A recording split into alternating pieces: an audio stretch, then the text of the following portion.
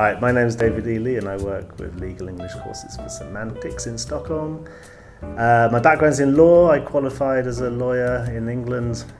I've been in Stockholm for 10 years as a legal English trainer.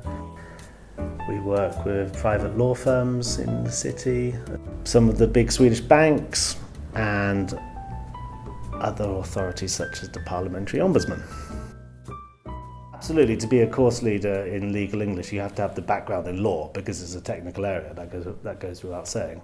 And then also to have an understanding of the legal language, how we use the language in a certain way, how to draft an agreement or how to express yourself. Most of the clients I work with already have a very good level of English.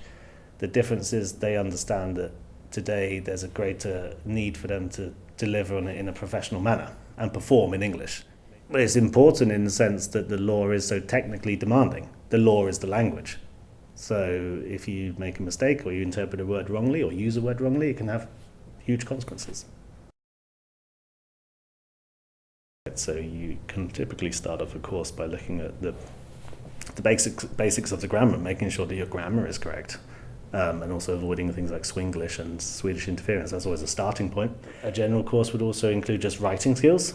It's very important. We can do group courses where we work with lawyers who work on a particular theme. So you do a course in contract law, for example, and everyone focuses on how to draft a contract or how to interpret a contract, and you look at the technical areas there. But then we also do a lot of one-to-one courses where we sit down and work together with someone's day-to-day work, and we go through whatever meeting preparations they have or whatever the documents they're analysing at the time. We make sure that they've interpreted it correctly or they've drafted something in the right way.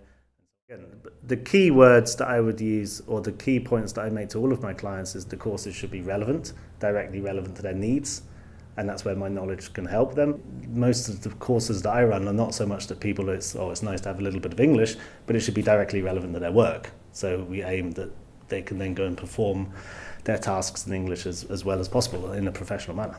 But also that the value that they get is that it improves their level of professionalism in doing business in English.